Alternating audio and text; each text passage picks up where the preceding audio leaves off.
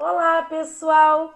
Tudo bem com vocês? Espero que todos estejam bem, meus amores. Aqui é a professora Andréa Santos de Língua Portuguesa e conforme o combinado lá no nosso roteiro de estudos, hoje a nossa aula está justamente no livro Enem por Habilidades, ok? Bom, nós vamos fazer agora a página 32, tá? Ou melhor, as páginas 32 e 33, ok, pessoal? Bem, iremos trabalhar essas duas páginas que estão dentro da competência da área 6, que diz que devemos compreender, né, e usar os sistemas simbólicos das diferentes linguagens como meios de organização cognitiva da realidade pela constituição, né, de significados, expressão, comunicação e informação, ok?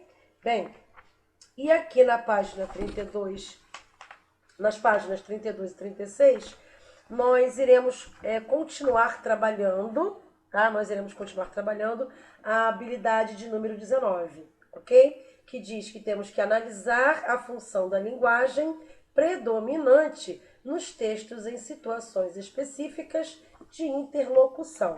Ou seja, vamos dar continuidade, né, ao estudo das funções da linguagem, ok, pessoal? Aqui também nas páginas 32 e 33. Bom, eu escolhi alguns exercícios, né?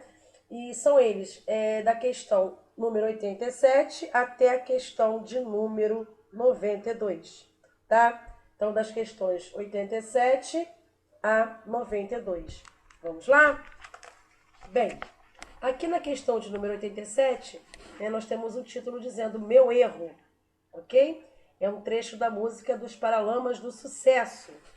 Bom, e diz assim: Eu quis dizer, você não quis escutar. Agora não peça, não me faça promessas. Eu não quero te ver, nem quero acreditar que vai ser diferente, que tudo mudou. Você diz não saber o que houve de errado, e o meu erro foi crer que estar ao seu lado bastaria. Ah, meu Deus, era tudo o que eu queria. Eu dizia o seu nome, não me abandone. É um trecho da canção, né, da música dos Paralamas do Sucesso.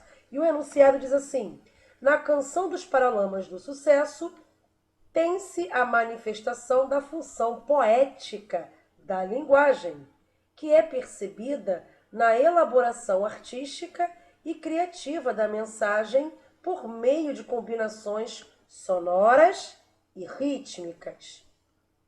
Pela análise do texto, entretanto, percebe-se também a presença marcante da função emotiva, ou também conhecida como função expressiva, né? Por meio da qual o emissor, bom, só poderia ser a resposta da letra A, né? Pelo qual o emissor, né? Por meio da qual o emissor imprime à canção as marcas de sua atitude pessoal, seus sentimentos. Então, como vocês perceberam aqui, pessoal, né? Mais uma vez, né? Uma das características da função da linguagem emotiva, né? Então, aqui nós temos a presença, né, da atitude pessoal, do sentimento do eu lírico, quando ele fala, né, eu quis dizer, né? Depois ele fala, agora não peça, não me faça promessas, né? Então ele está utilizando aqui o pronome pessoal eu, né, se referindo à primeira pessoa, eu. Depois o pronome, né, me, que também se refere a primeira pessoa, né? Não me faça promessas. De novo, eu não quero te ver. Então ele conjuga o verbo querer. Eu não quero. Então aqui, mais uma vez, o verbo, né? Na primeira pessoa também. Primeira pessoa de singular, né? No caso, eu. Ok? Uma das características marcantes da função da linguagem emotiva. Ok, pessoal? Por isso que a resposta é letra A. Podem marcar. Questão de número 88, vamos lá? Carolina com K é o título do nosso texto, né? Carolina com K. Bom, Carolina foi o maior estrupício que encontrei na minha vida. Ah, mulher bagunceira da moléstia, mulher cangaceira. Conheci Carolina num forró que eu estava tocando. Quando eu avistei aquela mulezona diferente no meio do salão, sem dançar com ninguém, só mangando dos matutos. Eu pensei comigo, aquilo deve ser um grande pedaço de mau caminho. Mulher bonita, morena, trigueira, cabelo comprido, boa linha de lombo. Aí eu comecei a caprichar no fole, né? Aí eu comecei a caprichar no fole, veio para ver se ela dava fé de mim, mas ela nem fé, né? Mas ela nem fé deu. Vamos lá? É um texto de Luiz Gonzaga. Então vamos lá, pessoal. O enunciado diz assim: a linguagem de um texto pode desempenhar diversas funções, mas no texto anterior vê-se marcante apenas a função referencial. Isso se deve ao fato de que o narrador só poderia ser a letra C, ok, pessoal? Né? Isso se deve ao fato de que o narrador relata um episódio dando atenção aos fatos e não à expressão de sua interioridade ou ao apelo ao receptor. Então, vocês podem perceber aqui, né, que ele realmente relata um episódio, né, dando atenção aos fatos, e isso confere uma veracidade a esse relato. Então, nós temos aqui uma função da linguagem, né, chamada função referencial, né, conhecida também como função denotativa. Tá? Uma das características dessa função da linguagem é essa, né? Essa veracidade, né, nos textos. E aqui isso é conferido justamente na hora que ele relata, né, todo o episódio, dando atenção aos fatos, né, e não à sua interioridade. Ok? Por isso que a resposta certa é a letra C. Ok, pessoal? Outra questão agora de número 89. Vamos lá? Então, nós temos aqui um texto instrucional, que diz assim, ó, 4 atitudes que ajudam a emagrecer. E aqui vem dizendo passo a passo, né? Todas essas atitudes, todas essas dicas para emagrecer. E o título, né, no caso, desculpem, e o enunciado diz assim, em um texto instrucional, né, em que há a intenção predominante de orientar ou dar conselhos sobre como proceder em determinados contextos, vê-se a proeminência da função da linguagem. Bom, aqui só poderia ser a letra C, né? Função da linguagem conativa, né? Também conhecida como linguagem apelativa, né? Com a presença de verbos no modo imperativo e frases diretas. Ok, pessoal? Então, se vocês perceberem, todas essas orientações aqui, né, aqui dentro dessas orientações, são utilizados verbos com esse tipo, né, de perfil, né? Ou seja, verbos no modo imperativo. Aqui foram utilizadas frases diretas, que são características, né? São características inerentes à função, melhor dizendo, à função da linguagem conativa ou apelativa, ok? Por isso que a resposta certa é a letra C. Ele tem a função de persuadir, né, de convencer o leitor. Essa função apelativa ela tem essas características e para isso, né, ela utiliza verbos no modo imperativo, frases diretas, ok? Resposta C. Vamos agora para a questão de número 90.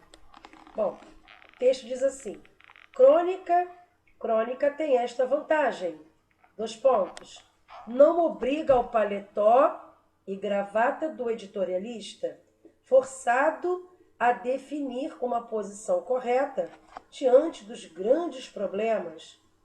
Não exige de quem o faz o nervosismo saltitante do repórter, responsável pela apuração do fato na hora mesma em que ele acontece. Dispensa a especialização suada em economia, esporte, política nacional e internacional, religião e o mais que imaginar se possa. Sei bem que existem o cronista político, o esportivo, o religioso, o econômico e etc. Mas a crônica de que estou falando é aquela que não precisa entender de nada ao falar de tudo. Não se exige do cronista geral a informação ou o comentário preciso que cobramos dos outros. O que lhe pedimos é uma espécie de loucura mansa que desenvolva determinado ponto de vista não ortodoxo e não trivial, e desperte em nós a inclinação para o jogo da fantasia, o absurdo e a variação do espírito. Claro que ele deve ser um cara confiável, ainda na divagação. Não se compreende ou não compreendo cronista faccioso, que sirva a interesse pessoal ou de grupo, porque a crônica é território livre da imaginação, empenhada em circular entre os acontecimentos do dia, sem procurar influir neles. Fazer mais do que isso seria pretensão descabida de sua parte. Ele sabe que seu prazo de atuação é limitado, minutos no café da manhã ou à espera do coletivo. Então, é um texto de Carlos Drummond de Andrade. E o enunciado diz assim: predomina nesse texto de Carlos Drummond de Andrade a função da linguagem que se caracteriza pelo... Só poderia ser a resposta de letra B. B de bola, podem marcar, pessoal. Pelo trabalho com a metalinguagem.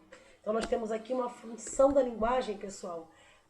Dentro desse texto, nós temos uma função da linguagem chamada função metalinguística. Porque dentro desse texto, né, o autor, no caso aqui, o poeta Carlos Drummond de Andrade, ele explica o código, né, utilizando o próprio código. Ou seja, ele define, né, ele define crônica aqui dentro, né? Ele especifica, ele explica o que é uma crônica aqui dentro desse texto, ok? Foi? Então, aqui nós temos uma função da linguagem, uma função da linguagem chamada função metalinguística. Vamos agora para a questão de número 91. Vamos lá? Bom, nós temos aqui um pequeno diálogo, né? Oi, tudo bem? Olá, como vai? Adeus, até breve. Olha aí, ó.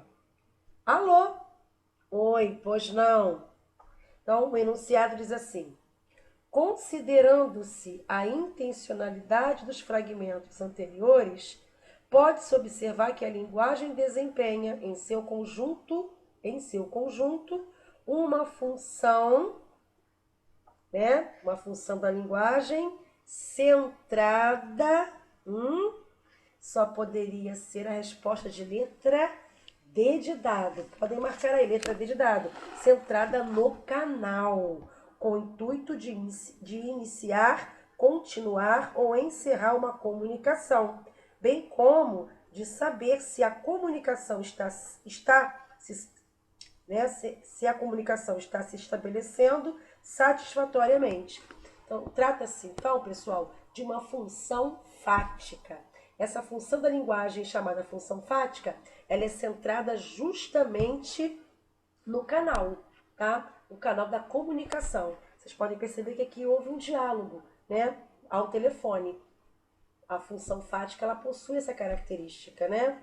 Ou seja, toda essa mensagem aqui, né? Todo esse discurso, todo esse texto está centrado justamente no canal.